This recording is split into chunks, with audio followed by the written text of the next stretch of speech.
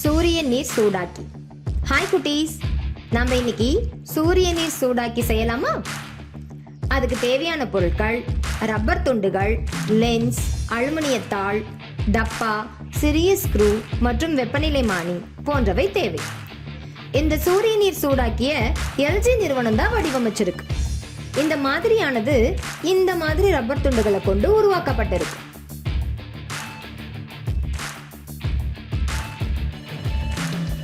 இந்த மாதிரியின் மிக முக்கியமான பகுதியே லென்ஸ் தான்.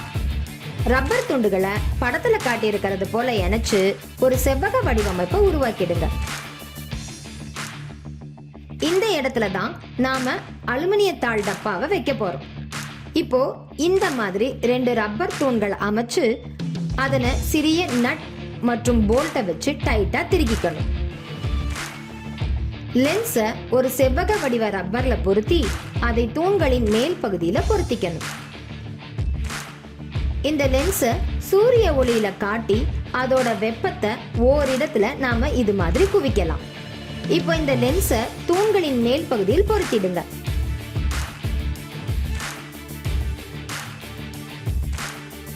கடைசியா ஒரு அலுமினிய காகித டப்பாவை எடுத்து கீழே உள்ள செவ்வக வடிவ பகுதியில பொருத்திட்டு அதுல சாதாரண குழாய் நீரை கொண்டு நிரப்பிக்கோங்க.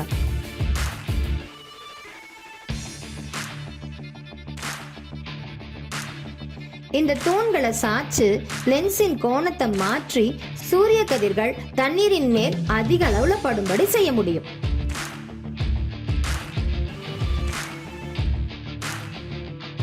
இந்த மாதிரியில ஒரு வெப்பநிலைமானியை பொருத்திடுங்க.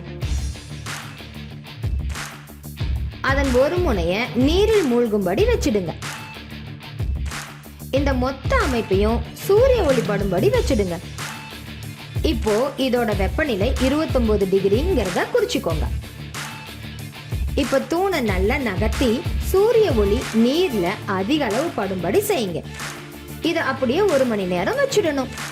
திரும்ப வந்து பார்க்கும்போது வெப்பநிலைமானி 48 டிகிரி செல்சியஸ்னு காட்டுறதை பார்த்து நீங்களே ஆச்சரியப்படுவீங்க. என்ன குட்டீஸ், சூரிய நீர் சூடாக்கி செய்ய ரெடியா? ஃப்ரெஸ்னல் லென்ஸ் சூரிய ஒளிய ஒரு புள்ளியில குவிக்குது. சூரிய ஒளி ஒரே புள்ளியில குவிக்கப்படும் போது அந்த புள்ளியில வெப்பம் அதிகரிக்கும்.